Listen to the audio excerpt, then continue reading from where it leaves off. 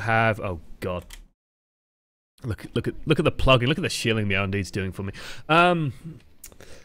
Jesus, should pay Meowindeed for that. Anyway, what we should talk about here is, yeah, defensive Sombra. So attackers have initiative, right? Attackers get to determine when you fight, when you don't fight. If you don't want to go in for an attack, the attackers can generally just pull back somewhere, regroup, take the time, heal up, be ready for the next push. Okay? Attackers have initiative. The thing with Sombra is that she's all about that initiative. You're all about going in and you just pull the rug out from under the enemy team. And you just take away all their toys. They can't do anything because the EMP, they can't fight, they can't do anything anymore. They're shut down. And if you're defending and you EMP them as they run in, there's a good chance that they just run back out.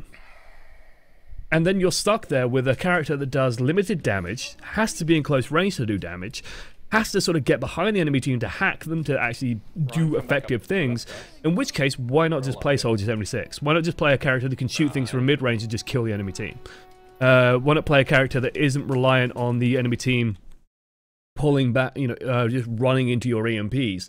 Why not play a character that can take initiative of his own, where if they run in and you put sights on, you can actually follow up, you can run after them, you can hunt them down, you can kill them. If you can wait for them to really commit hard and not feel guilty about the fact that they're, you know, some of your team might be dying, they might use some ultimates. You can counter ultimates very, very easily and effectively. Defensive Sombra has her advantages in terms of, like, you can shut down stuff like Dragon Blade very easily. You could shut down any over-aggressive pushes. You can definitely punish that a lot. The health packs are extra healing, which is helpful. They have a Bastion, But that requires people to run off and pick up these health packs constantly, and like you trying to build up the EMP using those health packs aggressively, while the enemy team could be doing things, could be using the fact that you're basically starting the game as a 5.5 because Sombra's damage output isn't very high. You can definitely take initiative and just push forward. 3 months. Yep. Subscriber, new subscriber, yep. If you don't know what that's referring to, Brian and I have been on a new meme tear with Sesame Street. Don't overthink it too much. Just Google Sesame Street Martians and you'll understand. It all will become clear. But yeah, my issue with defensive Sombra is she's so much better on offense. She's so much better when you can take control of the game and you can just go, you can build up an EMP super fast, you can prioritize getting that EMP, and then the first big engagement your team has, you go in with an EMP and you just win that fight instantly. And it was thought of amongst the pro community, basically, that if you run Sombra properly, you will never lose the first engagement. Because you will build EMP faster than they will build any ults. And that resource imbalance, where you go in and your team engages, when you have this huge ulti advantage. Soldier ult. Where you have this ulti advantage, plus you have this advantage of, like, they can't do anything, the Reinhardt barrier is just dead, the Winston can't do anything, D.Va can't do anything, Zarya's half hit points, Zenyatta's just exploded. Yeah, you just win. And we're not going to coach the Soldier though. We're going to focus on the Sombra. So, well, it's looking good here. Spoiler alert. It doesn't last.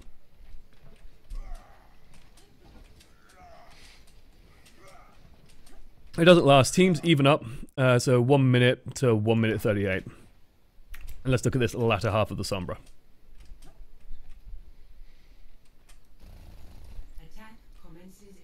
Right. Soldier, Ryan. Ugh. Bastion, Mercy, Anna. We should be feeling really good about this. I'll try and hack Bastion.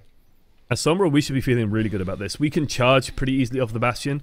We can, like, if we land an EMP, their team is going to be clustered around the Bastion, so there's a good chance that we're going to get a high value EMP, because they're going to be very, very clustered and built around that Bastion, so it's going to be very easy for us to get the hack. Once EMP lands, Bastion's power drops massively. Reinhardt is going to be pretty much useless. Reinhardt's hate being hacked. They hate being hacked. So we have a lot of power here. Huge amounts of power here. Reinhardt's already low as well, which is nice for us.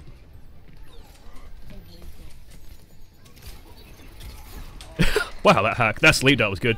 Oh! Small tip. I'm not sure if it would have worked or not, but just make sure that you are holding down the button. So if you are caught by a crowd control and you want to sort of recall in some form or another, hold down the button. It's so much better. Like, actually, I can hear it if you listen. Listen. We're pressing the button. Hold it down. It will fire off the split second it can. The game is coded so that if you hold down the button while crowd controlled, it will work instantly. This is important for Wraith Formers. Reaper, if you're Wraith Forming in to go to a death bottom, hold down the Q button.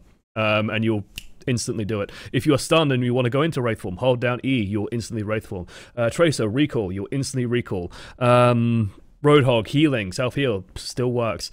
Guardian Angel, Mercy, if you're just looking at the target you want to dash to and holding shift, you think it will pull you towards the target. Widowmaker, grappling hook, I think it also works there. I think it also works on those. I see any form of crowd control, hold down the escape button. Hold down the button you need to escape, and it will instantly fire. It's very, very... Like, it's a nice tip that the developers gave out, I think, during beta to someone on Twitter, and I just instantly sort of registered that as, ha! That's really good and useful advice. Because we might have been able to survive that. I mean, we get a little bit unlucky in terms of the sleep dart hitting us. That said, I think we're a little bit greedy, maybe, on trying to hack the Bastion. I honestly think because we only have about a minute, we should probably just be focusing harder on the EMP and just shelling out damage and then recalling back out. Because we want that EMP, because once we get the EMP, we win, basically. Their team comp cannot survive EMP, so we should just prioritize that above all else. Okay.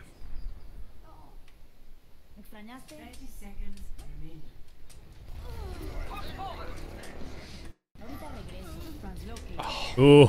We're rushing, we're panicking. I would not have minded us cancelling the reload just to hack this Bastion. Like, cancelling this reload is fine to hack the Bastion. Because if we don't hack this Bastion, we're in a lot of trouble because he's just going to shit out damage all over us. And, like, having bullets isn't going to make a difference in that moment. Ugh, feels bad, man. So we make a big decision here. We swap on Soldier 76. Let's see if it works out. Jump on point if you can. I guess it does. Maybe. I don't know. Nope. No, it doesn't. And then I think we defend. Do I be nice? Yeah. Yeah, I think we still have time. There is another Sombra game that we'll be looking at as well. It's a very short Symmetra and Sombra game, so I'll do the Symmetra of that one as well. Oh. Yeah, indeed has birds as well, apparently. A lot of my viewers seem to have very loud birds in the background.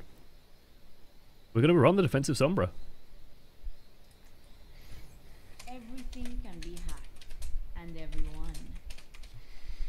Okay, so we predicted. Okay, I understand the logic of this. I don't like it myself, but I understand the logic of this, where we predicted that they have Bastion, and our conclusion to this is that we're going to counter it by trying to hack the Bastion. And basically what that does, if you aren't aware, is it pulls Bastion out of turret form.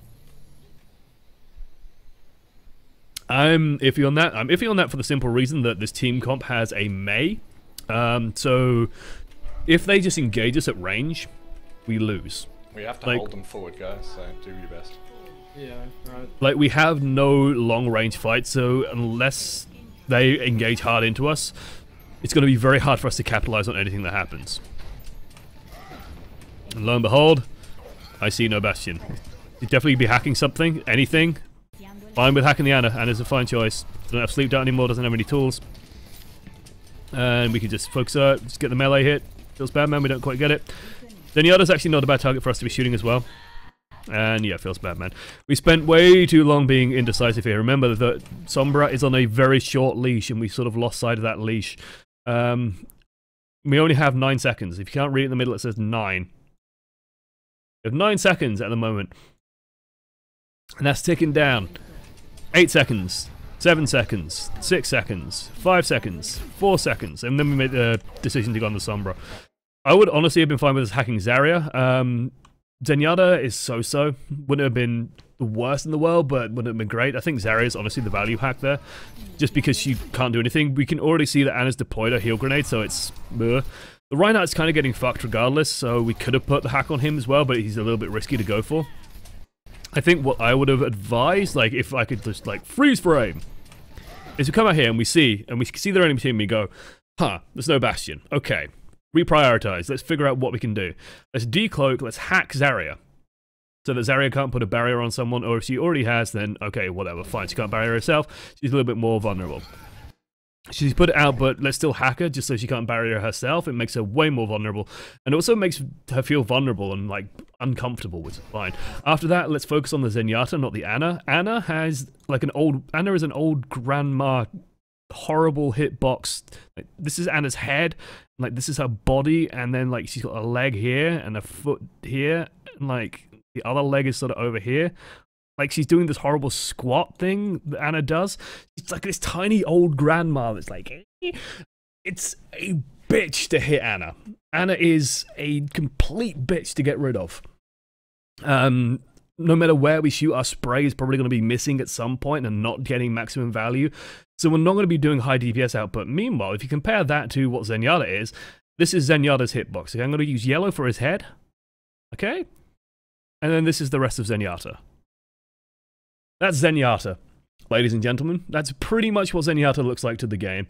He's just a fucking hitbox. Like, he's just a square, a diamond floating in the air with a headshot hitbox that's also pretty large. If we just shoot here on him, we can take down 200 hit points off him. No problem. No problem at all. So that's no issue for us. It also removes a lot of healing. Well, Ana just kind of, I think if we get her before the grenade, maybe, but because after the grenade, it's just a little bit, And now we're sort of, you know, hashtag just Sombra things, where our gun doesn't do any damage, so it feels bad, man.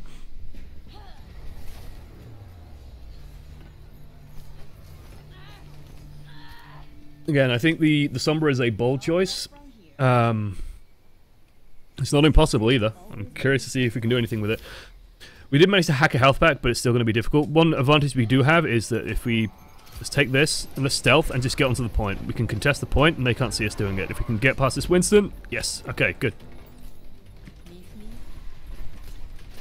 We've been rumbled. Well, we tried. May. Jump on there. May, no. Oh, May was just a little bit too late, I think. Oh, feels bad, man. Feels bad, man.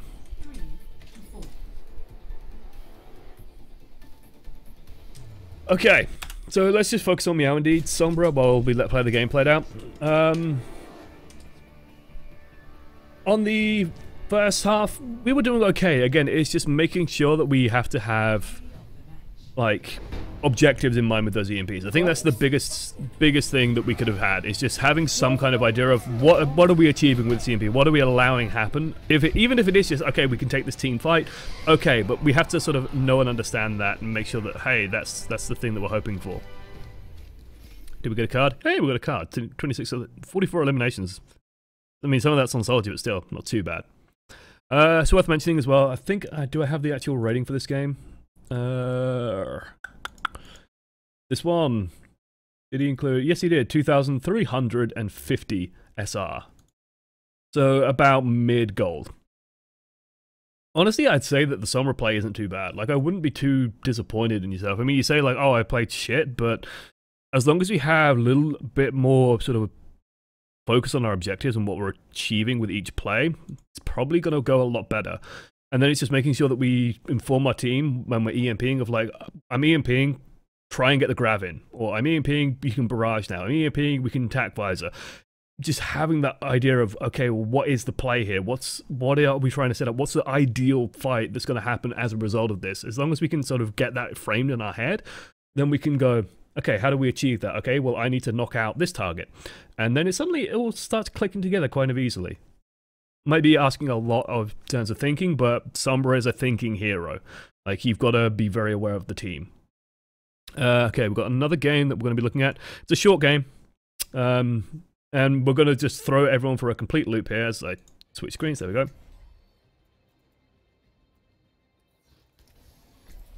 And yeah, so just for variety's sake, we're going to start a game. And this, as you can see in the bottom, like 9 minutes long. This was all set in, apparently fill in, 2.2k-ish, okay? Guess not. My name is Don, though. We're going to be running with the Symmetra. Yeah. Let's talk about Symmetra. Do you, like, bring him along? Defensive hero, incredibly strong defensive hero, very, very good on the first point. Still okay-ish on the second point in a lot of maps, to be honest, but it's very high risk in convincing teams to sort of run with it. It's difficult. If they are running a Symmetra on the second point, the best thing you can do is you play something that is very aggressive and then you dive very hard onto their solo healer. As they usually have a solo healer, you can generally dive very aggressively on that solo healer, remove it, and then even if they have a shield generator, not having a healer of any kind is just such a big loss that it's risky. So that's sort of how you capitalize on that. But on first point, she can make all the difference in the world. This is a very, very defensive comp. Because it's 2.2k, I'm actually not too upset with the Junkrat. I know it sounds weird for me to say, as I'm one of Junkrat's like biggest detractors, but at this kind of rating, it's okay. Like, it does fine. If you're looking to sort of get into Diamond, get into Master, get into higher tier Overwatch, and get into sort of the upper ends of the ladder, I would say avoid learning and mastering Junkrat because he can be a bit of a crutch in terms of players who are inexperienced and like less well versed in how to deal with high amounts of damage that is unpredictable, how to avoid that and how to respond appropriately when they're taking large amounts of damage. Junkrat fucking, you know, he cackles maniacally and laughs and laughs and laughs and laughs and has a great time fighting players like that. When players are a lot more conservative, using barriers very well, hiding behind Reinhardt's shields, running back to the healers when they take damage. When players get better at doing that, Junkrat drops off dramatically. And that's sort of why he vanishes when you start hitting Diamond, for example. He's very, very tricky to make work. I have theories about Junkrat on Iconvold on attack, but that's just me sort of thinking, there's ways to sort of break open that choke a lot of times that I think maybe a high damage source like Junkrat could work. That turret placement I'm not a big fan of. So let's talk about placements. The problem with this turret placement is if you think about the angle it can fire at, they basically have to be running towards the, I'm going to call it the pagoda, the large health pack room that's like behind us this way. They're going to have to be running towards that to actually be hit by this turret. I don't like this turret in the slightest. Hanamura first point is actually one of the more awkward places for turrets because this choke point, these doors actually stop a lot of good turret placements.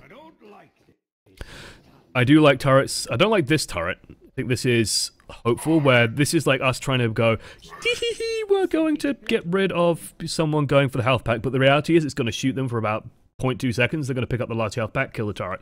What I'd like to see, honestly, what I love doing with Symmetra, is I like just putting about 3 turrets out in the front. You could put one on here, you could put one on here, you could put one over here, you could put them here, here, on the back of the moped, on this sign, for example, on the Murloc. You can put them all over the place. Just put about 3 out. You know, definitely don't put all 6, but put about 3 out, just to get a sneaky little bit of charge, just a little bit of extra charge. It's not really going to do much, but it's just going to get you a nice little maybe 10% tops. And just get you started on the teleporter, because until that teleporter is up, you have to play so safe and so secure. That's a lot better. This is a lot better. The danger of putting too many out there is this, where it takes time for your turrets to replenish. So we have 3, 4 now. And what can happen is if you place all 6 out here, the enemy team just runs through, clears out the turrets, and then suddenly you're still trying to put turrets up on the choke point when they're running through it. And you feel like a complete tit. And then you die. And it's terrible. It feels bad, man. They're running a Risa, that's good for us. They're running a Diva, less good for us. They're also running a Widowmaker, so we want to be a bit careful. They're also running a Pharah, which is honestly very scary for us. So, because we still have a lot of freedom in placing our turrets, and because we have the 3 turrets, you know, let's say we did put 3 turrets outside, then we have 3 turrets to play with and like rebuild them over here. We could easily put one, I'm terrible at drawing X's today apparently, we could put one here, so if the Pharah comes in, then she's going to be hit by a turret here. I also like putting one sort of up, you know, on this white wall here, if you imagine it there, like having a turret up here, so if she flies even further out, she's going to be hit by that. It's going to be very annoying for her to turn around and deal with it. Pharahs hate trying to kill turrets. They have 6 shots, and it takes Pharah, like Pharah's shot rate is like just under a second per shot, so it's like bang, bang, bang, bang, like it's slow, right? So she doesn't want to use one of those 6 shots when she's busy trying to fly around in an area like this, trying to kill turrets. But if she doesn't kill the turret, then she's going to be moving slowly, and nothing fucks a Pharah more than moving slowly. So hey. So having a turret up here, having a turret up here, it also denies Widowmaker if she tries to jump in and tries to do something. Widowmaker has an easier time clearing turrets because you just use submachine gun mode and clear them out. And I'd also probably be putting one more or less on the dragon, just so that if they do run in, then we have something just to sort of catch them out. But they end up going, I'm okay-ish with. here and here. This is more if they're gonna jump down. Like these to me are more like Genji placements, because the Genji is more likely to come in and drop down, while the Pharah and Widow are more likely to come in and stay high. So you want to have the turrets high to keep on their level and keep them sort of pinned down. You can see that it does get onto, I think that's the Pharah. She pokes over. So that turret at least is doing its job. You can see this turret is like, it's poking at people, and then it's not doing much. And you can see that we're not really stopping the Pharah bouncing back and forth here. If we have the turret up here, that'll be hurting her every single time she tries something. So you'll probably clear it out, but it's still a little bit annoying. When they start to, when, you know, we can start putting down more turrets, we're still only on 3 of 6. A good idea is to have, at least I like to have turrets here, here, and like here. I like to have these 3 up, just because when they start pushing into the courtyard, and this is more for maybe when we're a bit closer to the teleporter, because we can afford to sort of run away. When they start pushing in, these turrets really fuck people up, because they think, oh, there's no turrets on this wall here, and then they run all the way in and get into this courtyard and then end up just getting zapped, and it takes them ages to turn around and figure out, oh wait, there's a lip here that you actually put turrets on.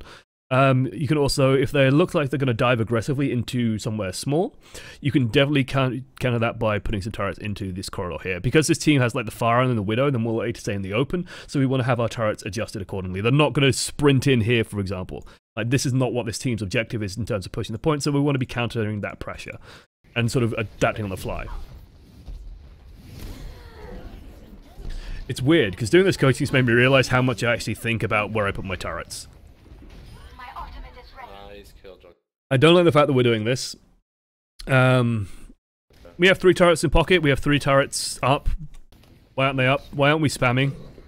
The D.Va's going to stop some of that spam, but every time we put an orb out, D.Va has to catch it with a defense matrix. That's defense matrix that's not recharging, it's defense matrix that's not doing anything, and it's defense matrix that's not being used to stop, you know, fire strikes or Junkrat bombs. I mean, D.Va's got to deal with Junkrat, Roadhog, Reinhardt, Fire Strike, spam. There's a lot of fucking spam in this team.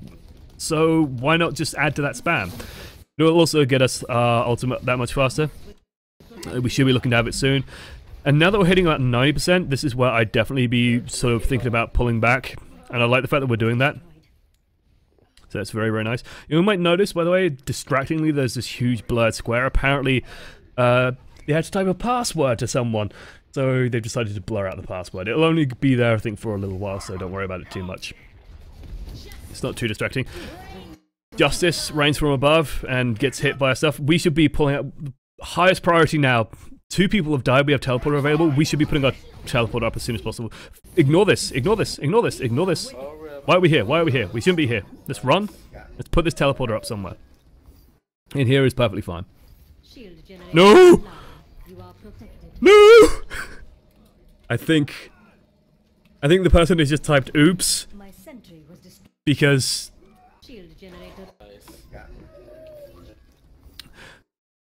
do take note. I hadn't actually watched this far into this. I watched the Sombra part, not this part. I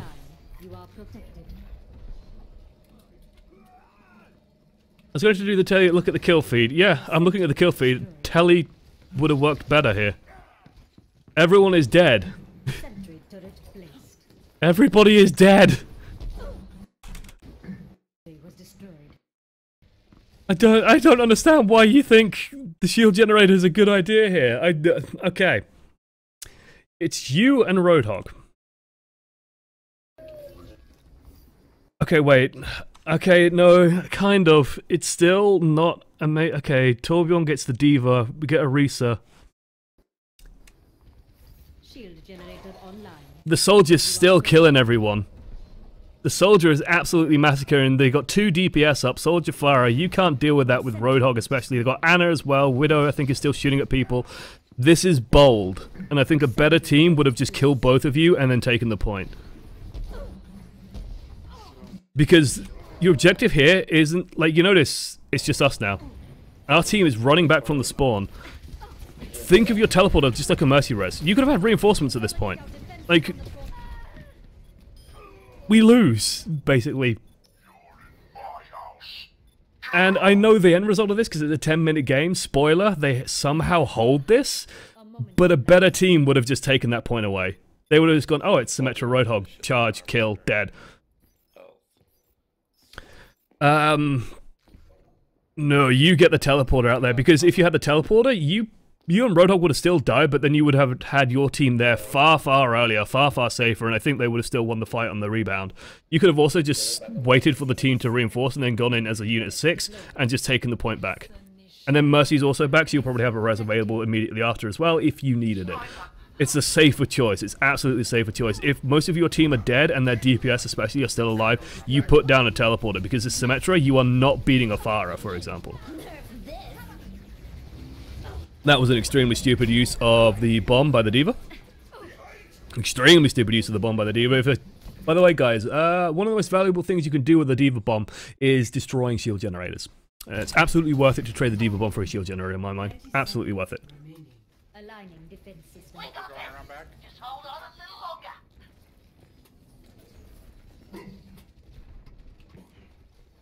I'd say, like, if you're thinking about when to use shield generator, I'd definitely say the moment to use it is when you are sort of engaged in a 6-on-6 fight. It looks like it's sort of, the fight's dragging out and not going amazingly, but you're still kind of winning. You're still pretty durable. That's when you put down the shield gen, and it will just give everyone 75 health like that, and then you win the fight, basically. And then Torbjorn can start snowballing, and this is kind of what's happened here, I imagine, where Torbjorn's put armor out everywhere, and now everyone has 350 hit points or more, and as such, it becomes impossible to push. Like, Widowmaker suddenly becomes useless, Farah becomes pretty useless as well, and as such, the game sort of ends at that point. Score 0-0. Okay. Well, let's focus on the Sombra, because I actually really like the Sombra pick here. I really like the Sombra pick here. We have like 4 minutes, I think it is, full time, to take the first point. That means we have to win one team fight. If Sombra gets her EMP quickly and the team plays around it properly, always dicey and lower elo, but if you tell the team what to do, they'll probably do it. Where if we just hack the large health pack, you know, the large health pack sort of to the left of the choke, underneath like the bridge area. If we hack that health pack and we just say, yeah, team, just take damage, keep picking up that health pack, I'm going to build up my EMP, I'll charge him with EMP, get rid of all the shields, we run in and we kill them all. Soldier. I would honestly love a Roadhog instead of, like, Reinhardt Roadhog would be perfect here, rather than the Winston. The Winston's ear doesn't really benefit from the Sombra. The reason why you want Roadhog is because the second we go in with EMP, the Roadhog suddenly kills everything. Which is nice.